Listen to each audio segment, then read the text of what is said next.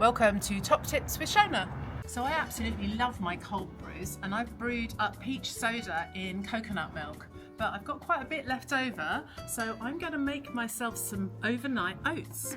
One thing you can do is add to porridge. So I've got my porridge oats here, and I'm adding my cold brewed tea into the porridge oats.